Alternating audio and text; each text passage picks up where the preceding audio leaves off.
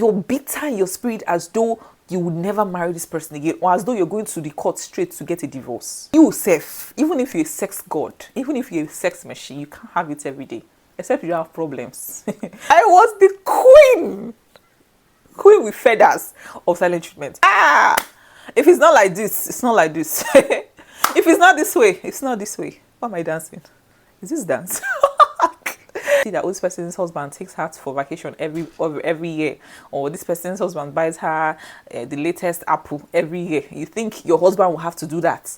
So now that he has accepted, does it mean that he will not do it again, or does it mean that we're not going to talk about this thing again, or does it mean that I'm now the champion?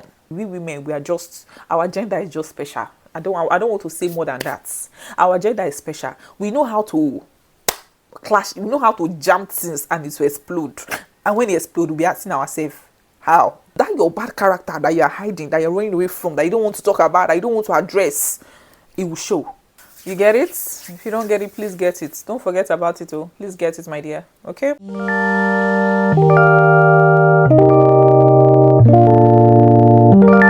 Hi guys, welcome back to my channel. It's your girl Joy, and today we're going to be talking about things I wish I knew before I said I do. Oh my god, this topic is long overdue. I've been wanting to do this for quite a while now, but somehow, I don't know how, but we're here. Okay, so today I'm going to be talking to you about things I'm seeing right now that I was not informed about. Nobody told me. They did not warn me. Okay, number one on that list is that marriage is all about compromise. Before I go on, I'm not a marriage counselor. Okay, I'm not even up to the level of people that used to give marital advice, according to some people. I am barely 5 years in marriage now, but these are things I have learned, and I just want to put this out there. No matter how young you are in marriage, there is a lesson for you. There is something you've learned. Feel free to share it. This is not to go and be giving unsolicited marriage advice that they did not send you, my sister. But I'm just saying that be open to talk about your journey. Be open to talk about your experience if you want to. There is no person that is too young to talk about what they're going through, because guess what? It is your journey. It is your marriage. It is your experience. And you are the best person to give the version of that story. Okay? Now, like I said, the first thing I did not know, or I wish I knew, is that marriage is about compromise. I remember when I was dating my husband, and I would say, like you, I cannot do this. So, if it's not like this, it's not like this. If it's not this way, it's not this way. Why am I dancing? Is this dance? Anyway, and I always tell myself, no, things have to go this way. And my husband will be looking at me, shaking his head. He said, God will give us the grace. And I didn't really understand that time when he used to say, God will give us the grace. It's now I understand. My brothers and sisters, put your hand in your ear. Put your hand in your ear. Say, God will give you the grace. So, yeah, like, I didn't know that I was going to compromise on a lot of things. The first thing I compromised on, which is one big thing, is that I relocated from Nigeria. I say it all the time. If you're not new here, you've probably heard me say this a couple of times. I did not plan to japa. I did not plan to relocate, but we are here right now by the special grace of God, and God is doing the work for us. God is showing us mercy, okay?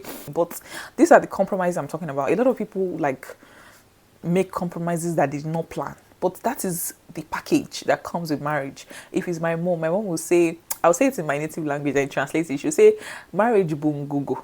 Italo. Iwilo. So marriage is a box, is a gift. Anything you open and see, you are going to collect it. Okay? The second thing I did not know about marriage is that marriage is not all about sex. I can't believe I'm saying sex in my video. I've never said sex in my video. Marriage is not about sex, guys. It's never, ever all about sex. If you are looking to get married, please watch this video. Please watch this video. Please share it, because you need to hear this information. It's not the same you see in Nollywood. They'll say, oh, it's honey rosy. My sister, it's not like that. Come back home. Return, bring your mind back. I mean, Do not get me wrong, it is beautiful. Marriage is a beautiful thing. I say it any day, anytime. Love is such a beautiful thing, and I pray that every person, man, woman, everybody experiences love, okay? But that being said, in marriage, there's so much happening that you cannot, you safe, even if you're a sex god, even if you're a sex machine, you can't have it every day, except you have problems. You can't, okay? I mean, different strokes for different people. There are people that will still do it 5 times a week. There are people that will still do it five times a day. It depends on work. So I'm just saying, like, there's no consistency to it. Okay, there's nothing like we must have sex every Monday or every Tuesday or every Thursday. You know, they work like that. It doesn't work like that. And one thing I've learned is that different seasons affect different moods. So, say for example, it's my husband's birthday. For example, I'm all rosy, I'm all in the air, trying to be the baby girl he married, trying to do everything for him. This is not to say I don't do it on a normal day, but for his birthday, I'm more intentional, okay? There are seasons in marriages that probably just put you guys apart for a while or bring you guys closer. You know, that's why I said there is no consistency to it. All you need to just do is to keep making conscious effort, which is something I did not know, because in my mind I went to marriage like, every day is honeymoon, every day is party after party. God help me. No, the third thing they did not tell me, nobody told me, is that kids will change everything. Guys, this is huge for me, and don't get me wrong, this can be for the positive or the negative. It depends on how you want to see it. It depends on what your marriage structure is like. But for me, it changed everything. You know how it's just been you and your partner for the longest time? I mean, we were married for 3 years before we had our daughter, so we had pretty much a lot of time alone to ourselves. You know, some people's kids are different. They just get married and boom, they get pregnant, you know. But we were planning our family, so we didn't get pregnant immediately because we're doing a lot of things, you know. So in between that, before our bundle of joy came, we had enough time to ourselves to live as a couple, you know. And the moment we had our baby, by the special grace of God, she's the best thing that's happened to us. But that would not deny the fact that a lot of things has changed. Our focus is no longer about ourselves. It's now we have a little one we need to care for. We need to, you know, our finances are literally moving towards that direction. For one, I no longer spend the way I want to spend because I'm like, okay, I need to calculate, you know. So this can be for the positive or the negative, but I did not know that having kids would impact in my marriage as much as it has done. Don't get me wrong, again, it's in a beautiful way, but then again, it's almost like just including someone in your plan, someone who has never been there all the while, you know, and that person is literally, I won't say taking the opposite, but that person is literally visible and you need to account for them, if that makes sense. Another thing I want to talk about is marriage comparison. To be honest, I've never done this, but I know that a lot of people do, and I went into marriage with the mindset that you can actually idolize somebody. Like, how do I explain this? You can actually say, oh, I see this person on social media. Oh, I like the way the husband treats her. I like the way the wife treats him. I want my marriage to be like this. Boy, that's a lie. Okay, that's a lie. So you see people that say, oh, I want my marriage to be like this, like that. You know, I like the way this person does. I like the way this person acts. I like how this person gives. Boy, that's the worst thing that you can ever do to yourself. And even though I knew about this, because I would not tell you that I'm oblivious of that fact. That would be me telling a lie, okay? I knew that comparison is a thief of joy. And when they say it, they mean it. Like, it will steal the joy from your marriage, okay? But I did not know the extent to which that phrase, you know, I didn't know the extent to which that could go. So say, for example, my husband is very detailed. I don't know how to put it. He is detailed with the way he does his things. He's very detailed. I, on the other hand, I'm not like that, okay? And I did not envisage that I was going to marry somebody that is that detailed. So imagine me telling myself, oh, this is the kind of man I want, and then I marry someone that is very detailed. But why am I saying this? I would not for one day say, oh, I wish my husband was behaving like this person's husband, because my husband would never say, I wish my husband was behaving like this person's wife. Do you understand what I mean? So comparing your marriage to other people's marriage, or you see that this person's husband takes her for vacation every year, or this person's husband buys her the latest Apple every year, you think your husband will have to do that. My dear, the earlier you realize that things don't work like that, the better, okay? The better, because I am still very young in this marriage. I'll say it again. So I'm not even going to give you unsolicited advice, but this is my journey. This is my story. I'm telling you my story, okay? And if it resonates with you, please leave a comment, okay? Tell me what you think. Tell me those things you did not know before you got married, okay? Moving on. Another thing I wish I knew before marriage is that marriage is not about winning. It's not about winning an argument, or who is the best of this, or who is the best of that, or who is good in this, or no. And to be honest, I struggled with this for a while. This is my own confession. I struggled with this for a while, because sometimes when, maybe for example, we're having an argument and I'm like, oh no, this is what it is, this is real. And my husband would be like, it's not a fight, it's not a competition. And I'm like, no, but just accept that you're this, just accept that, And he would just laugh. He'd be like, if I accept, does it change anything? And it got me thinking. So you see, those things that we don't call anything. You see those things that maybe we're having an issue, we're having an argument, and you're like, oh, you're this, accept that you're this, accept that you're this, So when the person now accepts that he or she's this, does that add a feather to your wings? Does that make you feel better of yourself and less of him? How does that make you feel? This is the mindset that I have, by the special grace of God, gradually swinged through, okay? Then I'm a kind of person that will say, oh, this is just accept that this is your fault, or accept that this is the kind of person you are, that kind of thing. And my husband is very quick to say, he's not sorry, he's very fast. His own accept is very, but at the end of the day, I'm asking myself, so now that he has accepted, does it mean that he will not do it again? Or does it mean that we're not going to talk about this thing again? Or does it mean that I'm now the champion? Okay, am I the champion because I've won this fight? This is something that I don't know, but just changing that mindset has done it has done a lot for me. It has done a lot. I'm not even here to, it has done a lot. So these days I will not say we don't argue, but we don't even talk about, so when we're talking, maybe we're having issues that, we're talking about, we just sit down and communicate, talk about it, okay? We talk about things that bother me or bother him and things he wishes I do better. So it's not from now a place of, or now your weakness be this, or talk about it. I want you to do better in this, I want you to do this, I want you to do that. I really hope you can do it. I really hope you work towards this. I really hope you work on this, on that. At the end of the day, we're working together as a team. Now this moves me to my next point, which is that your partner is your family, not your enemy. It is you and him against the world, not you and him against each other. Do I need to say that again? It is you and him against the world, not you and him against each other. I won't say everybody, but I feel like 99% of people who get married struggle in their early years.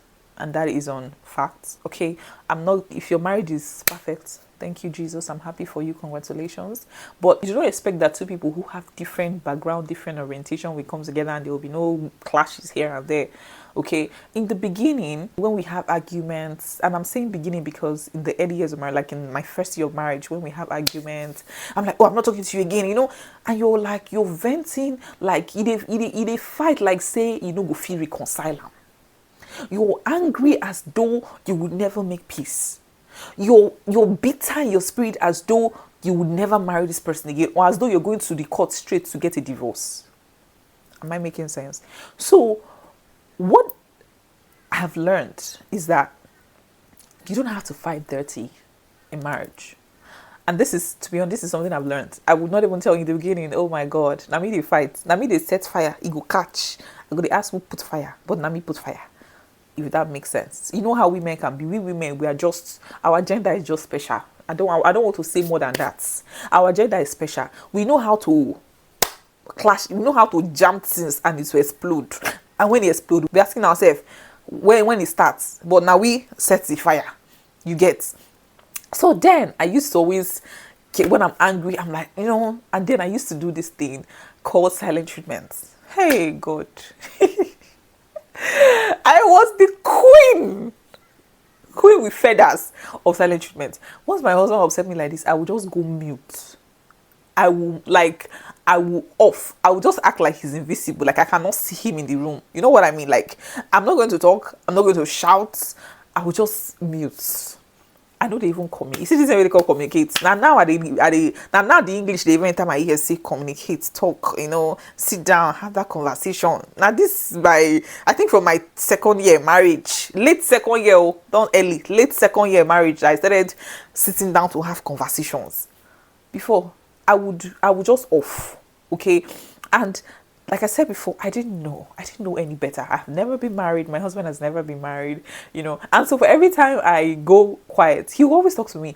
You'll be acting like everything is okay, and it will be burning in my spirit. I'll be saying, can't you see that I'm versing? Can't you see that?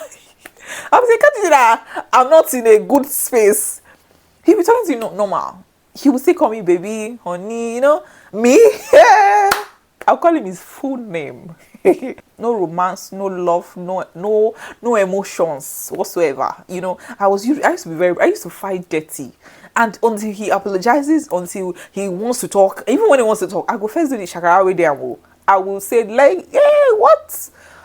I would drag my feet a bit because in my mind, that is what it's all about. In my mind, we have to kill each other. We have to fight dirty.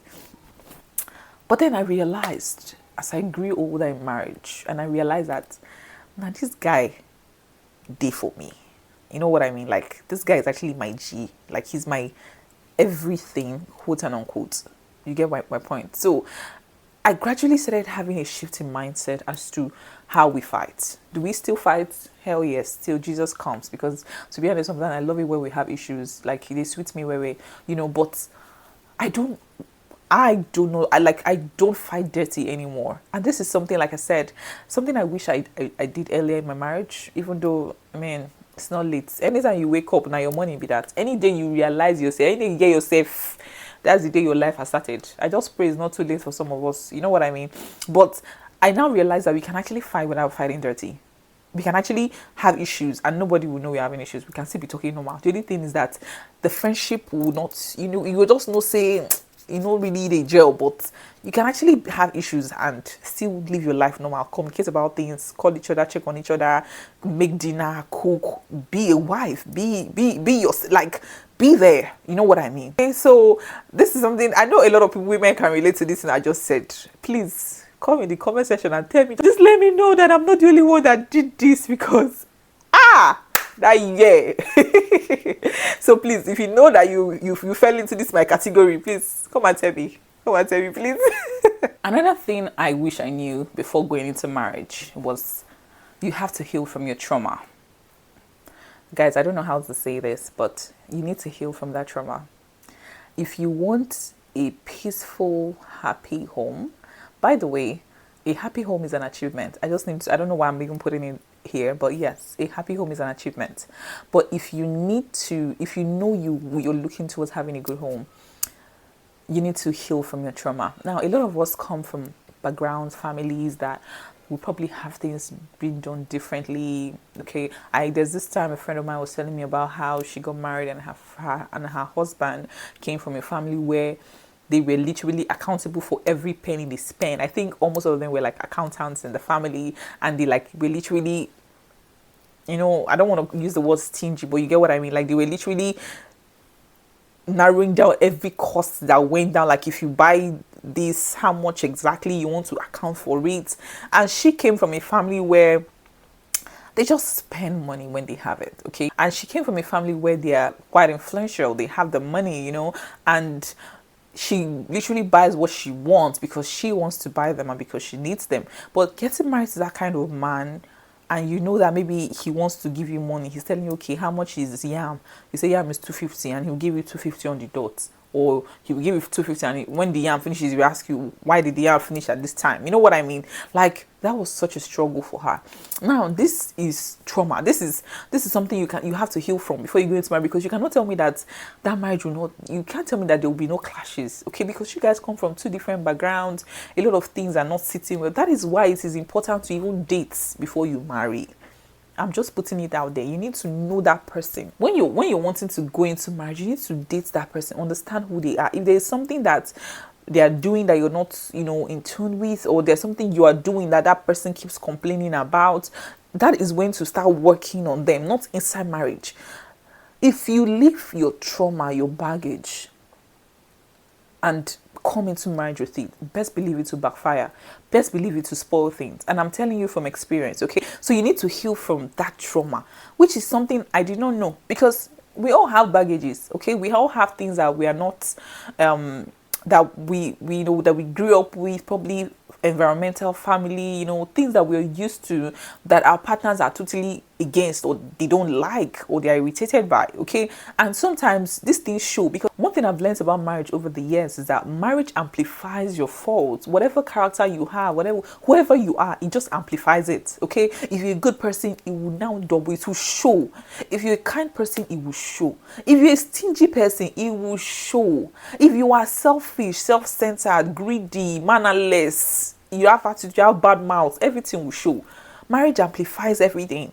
Because when the Bible says you leave your father and your mother and you cleave and you become one, that one means say everything, see finished on there. Just know it from beginning, because that person no longer sees you as who comes every day and goes. You now live in the same space, in the same environment. You guys are in each other's faces all the time. So that your bad character that you're hiding, that you're running away from, that you don't want to talk about, that you don't want to address, it will show. That thing that you're like, any man, you must manage him. This I am. If you don't like me, forget it. My sister, think again, oh. Think again. If you know that marriage is forever, if you know it's for better, for worse, think again, oh. You get me? So that's it. Like, it amplifies everything. So if you don't heal from your trauma, if you don't heal from that baggage, if you don't work on your character, if you don't work on your personality, you would spoil things. And I'm not even saying it, I'm just telling you, because I've been there, done that, if I do say so myself. So like I said, I didn't know the extent to which these things happen. I didn't know. And I'm grateful I'm learning now, because I'm still learning, guys. I'm not there yet. I'm still a work in progress. So I'm not even coming to give you a motivational speech or anything. Okay, I'm a work in progress. But like I said, I'm telling you from my own experience. This is my own experience. And best believe it's going to be different from yours, okay? Another thing I wish I knew before getting into marriage is that marriage is not 50-50. Marriage is 100-100. I need to actually use a microphone to see these parts. My sister, marriage is 100/100. Give 100, not 50. When I realized this, it was at that point I knew that our parents lied to us. You see, sometimes we need to unlearn the things we've known in the past and then relearn in order to be able to have a peaceful and happy home. And I'm saying this because you know how they always say, I don't know if you can relate, but a lot of us are Africans, the African mentality, because those in the Western world, they don't think like that. But the Africans, they always say, oh, he's the man of the house, therefore he should provide. He's the man of the house, therefore he should do this. He's the man of the house, it's his job to do this, it's his role to do that. Or you feel like, oh, no, I can't give 100% commitment to, oh, no, one leg in, one leg out. Oh, no, my own is my own, your own is your own. You need to unlearn that, okay? Because I am in the process also of learning that. I would not tell you I've completely, because like I said, I'm a work in progress, okay? I'm not perfect, but you need to unlearn that. Why am I saying this? Except that's how you and your partner rule. You guys are saying, oh no, my own is my own. You guys have that structure and it's working for you. If it's working for you, that's fine. But if you have a partner who's giving 100, you can't give 50. You can't, okay? Because it will show in the long run. If your partner is putting in 100% time, effort, energy, finance to support the family, you may not put 100% finance, because obviously you may not be earning as much as he's earning, but you need to put as much as, if that makes sense, okay? You need to put 100, put your 100, okay? Do what you have to do in that for that marriage. It has to be 100% fidelity, 100% love, 100% trust, 100%, and like I said, a lot of things, there are a lot of factors that can impede on these things, because obviously if you have you have a history in your marriage, certain things can, hinder these things. But what am I saying? If you're going to be in marriage, if you're going to do things the right way, then it should be 100-100. This also goes to say that communication in marriage is very important. I don't know if I've said this enough, but communication is very important. This is something that I have learned over the years, okay? You need to talk about things. If you feel like your partner is not bringing their best foot forward, and they could, if they wanted to, then you talk about it. Not in a situation where, maybe this person doesn't have a job, or this person doesn't, this person no fits. That's a different thing. But when you know that they can and they're not doing what they should do, or they're not stepping up their game, you talk about it. I cannot overemphasize the importance of communication in marriage. It has saved lives. It has saved me from many mistakes, many things that I'm playing in my head. Because as a person, I don't know if this is a woman thing, but I'm an overthinker by personality. I overthink things. Something can just happen now. I don't think I'm go far. I don't think the worst. I don't think, in fact, I've thought about the worst case scenario of that situation. Okay, but having to communicate, it saves me all that stress. So now I don't even think about it. I just, oh yeah, let's talk. We need to talk. So what happened? Why did you do this? Okay, why is this not done? And we'll talk about it. If it's valid, okay, no worries. If it's not, I want this done. Could you please ensure that this is done? Can we please do this? Can we please ensure this is done? And we'll talk about it, and Stephanie, case closed. Moving on. You get? So it just saves a lot of stress. I feel, in my own opinion, it just saves a lot of stress. And the earlier we begin to understand, the better. You get it? If you don't get it, please get it. Don't forget about it. Please get it, my dear. Okay? Another thing I wish I knew before getting married was what they call love language. I did not know love language was a thing, guys. I was just hearing, what's your partner's love language? I'm like, love and language, And over the years, I realized that there's certain things that I do for my husband that, hey, he'll be so happy. Hey, Jesus, he will be so happy.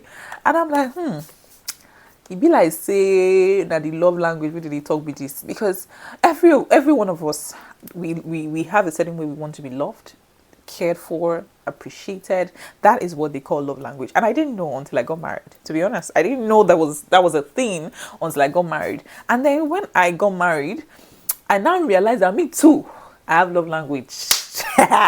It shock you. Me Tef, I get love language. Because there are certain things he would do and I'll be like, oh my God, this is so nice. And I will even shed a tear. I was like, you cry? That's what the thing do you. I said, yeah, this is so thoughtful, I don't want to come and start with my love language, but you get what I mean? So yeah, we all do. And the thing I realize is that sometimes when you are not speaking your partner's language and you expect them to speak your language, they are pouring into you without you pouring back.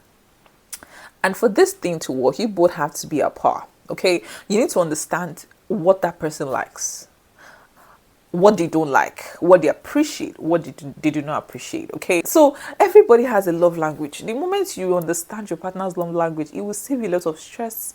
It's almost like you just knowing the key to their heart, because the moment you just unlock that door, every other thing goes on from there. Every other thing starts sorting itself from there. Do you get? So it's easy. I think this is, like I said, this is something I did not know. But the moment I realized and I started implementing it, God has been so faithful. Okay? I feel like I'm making this video very unprofessional, but yes. Okay? The last thing I want to talk about is the God factor in marriage. And I'm putting this last because I really want to stretch on it. Okay? A lot of people do not know the importance of the God factor in marriage. If you're a Christian and your husband is a Christian, you're a Muslim, your husband is a Muslim, and you guys probably worship, do things together, and you don't prioritize God. You don't put God in the middle. It's gonna be hard. And I'm saying this from experience because I've observed that in life, it's not just even marriage. In life, we go through seasons of our lives where there are some point where like really, really spiritual, going for praying, and at some point we're like, dambly, But it doesn't change the fact that the battles of this world, they are not carnal, but they are mighty through Christ. The fights over the fights, the end. It doesn't change the fact that the devil is working tirelessly. The devil is doing overnight shifts. He's working overtime to take away the joy, the happiness of that marriage. I was listening to Pastor Jerry. Sorry, if you know Streams of Joy, I love Streams of Joy a lot. I was listening to Pastor Jerry's preaching one time when he was talking about how the devil hates marriage and how the devil's number one assignment is to destroy marriages. And I was looking to myself and I was like, yeah, because if you notice sometimes, the moment you and your husband stop praying together or stop involving God, things begin to go south. Have you noticed that? And do you notice that it's almost like the devil is just waiting for you guys to sleep apart a bit and he'll strike. This is to tell you that as much as God is interested in your matter, in your marriage, the devil is also interested in it. The will of God is to put you together in love, in unity, in happiness for his greater good. A godly marriage is a credit to the kingdom, okay? But the moment you begin to separate, you realize that the devil creeps in and it will shock you how he will take enter. It will shock you how devil will take enter the matter. How things will just start going south. Why am I saying this? There are times in marriage, like I said, this is my own understanding, this is my own experience. There are times when you guys are no Lord, maybe you guys don't pray together anymore, things are just going south, I feel like, we've not prayed together for 3 days, 4 days, we've not prayed together, they work now, I'm doing this now, I'm taking care of the kids now, and things are happening. But you forget that is when the devil comes in, because you are not on guard. So you need to be woke, okay? You need to stay on course, you need to stay on guard. Because the devil comes like, the Bible says, he go come like thief for nights. Just the same way they say God will come like a thief in the night. The devil will say, if they come like thief for nights, where no one watches, to steal, to kill, and to destroy. Okay, so this is, like I said, this is something I did not know. There are different things I've done now to like try to navigate. There are times my husband works very early in the morning and I'll call him on phone, like, let's pray. We'll pray over the phone. Okay. In the night, we want to do midnight prayer sometimes. I'll be like, well, let's pray. You'll be dozing up, but we are praying at least together. Because he said a family that prays together stays together. So that's the goal, okay? Like, I feel the nudge in my spirit to say this because I feel like someone out there might just need to hear this. It's not an advice. It is not an unsolicited advice. This is just me telling you my story. But if you feel inspired by it, if you feel like this resonates with you, please leave a comment. Tell us, share about your experience. Tell me what resonates with you from all these things I've said, because I know marriage is a work in progress. Like I said, I'm going to be 5 years in marriage very soon by the special grace of God. So I am still a child. I'm not even a child. I'm still a baby. I'm not even a toddler. I'm a baby. I'm a newborn in this journey. But like I said in the start of this video, you're not too young to have an experience in marriage. Even if you're 1 day old in marriage, you go down that 1 day, you don't learn something. Okay, you must have learned a thing or two. People who are 1, 2, 3 years, we learn things every day. So feel free to talk about your journey. Feel free to talk about your experience, because you don't know who you're inspiring. You don't know who you're going to help to navigate maybe that obstacle or that stage of their struggle in marriage. Okay, that being said, thank you so much for watching this video, guys. You have no idea, I feel so blessed to just have a community where I can even talk and rant about my experience, talk about things that burden me, or talk about things that I feel like would help or support my our community. Okay, thank you so much. If this is your first time, please do not make it your last. Please like, subscribe, share, be a part of our community. Okay, if you are an OG, guys, I appreciate you. I don't even know how to say it. I appreciate you guys. I appreciate you. Thank you so much for coming back. Thank you for clicking. Thank you for watching. Thank you for sharing, for commenting. I see all the love and I am grateful. This woman is grateful. Thank you so much. Until next time. Bye.